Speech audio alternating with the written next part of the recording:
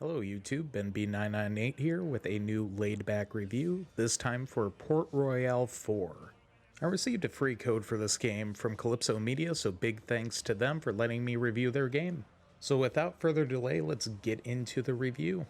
Port Royale 4 is a trading simulator set in the 1500s where you buy and sell goods and eventually build up your own towns to make the goods. Even though trading is the main point of the game, there are also city building mechanics as well as combat. I didn't get to play with the combat too much since the game mode I was playing didn't have a lot of enemies. The combat that I did do was enjoyable. But as I said earlier, the main focus here is the trading, and that's what I want to talk about first. So in PR4, every town has their own commodities and their needs. Your job is to sell their commodities to other towns and get them what they need. But it isn't just one town you're working for. There are dozens of towns you need to keep in check. Now you could play this game as a simple trading simulator, but what's cool here is you can actually build your own production lines and sell your own goods to make even more money. And just to help you out, you can also set up automatic trade routes with your ships, so you're not doing everything manually. Now, it's perfectly fine if you want to play this game manually. Honestly, both ways are very valid. The tutorial in the game does a really good job at teaching you how everything works, because honestly, going into this game without knowing what you're getting into can be very, very overwhelming. So if you do end up getting this game, I highly recommend doing the tutorial first. Now, besides the tutorial, there are two main game modes. There's the campaign, and then there's free mode. Now, while I was reviewing this game, I decided to go with the Spain campaign since it is the beginner campaign. It took me about 6 to 7 hours to beat the one campaign, and there's still 3 more ahead of it for me. So you're going to get a lot of content here. Now, like I said, there is also the free mode, which is pretty much you just pick a character and you pick your faction and play without any objectives. You kind of just set your own objectives, to be honest. Alright, so I'm going to go back to the city building for just 1 second since I don't think I really explained it that well, or at all really. So let's say you have a town that really needs cotton. Well, you could do 2 things here. You can either go to another town that produces cotton and bring it back, or you can set up cotton farms. As long as the town has cotton fields they can cultivate.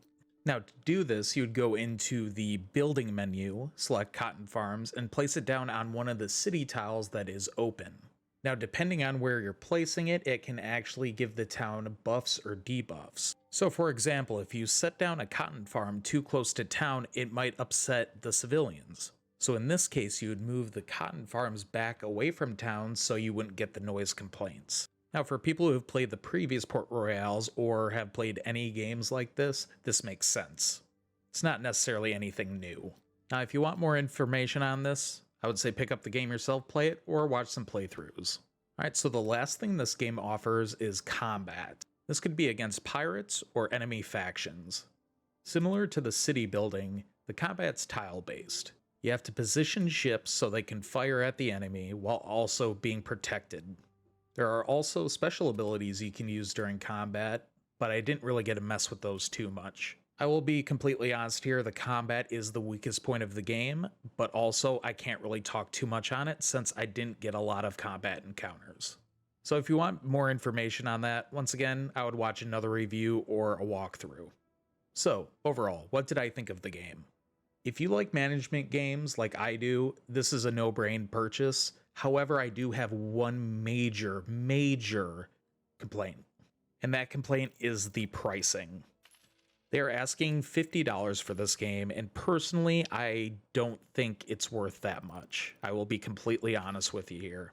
Now, if you can find this game for, say, maybe $30, that would be a much better price point.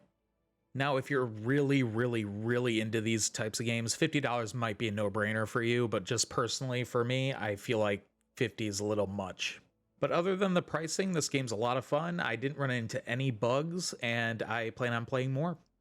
So that's it for my review. I hope you guys liked it. If you liked it, hit the thumbs up button and also subscribe for more videos in the future. I plan on doing more laid back reviews. I also post my Twitch VODs up on YouTube almost 4 or 5 times weekly. Up next on my laid back reviews is a review for Rune 2, which is in early access.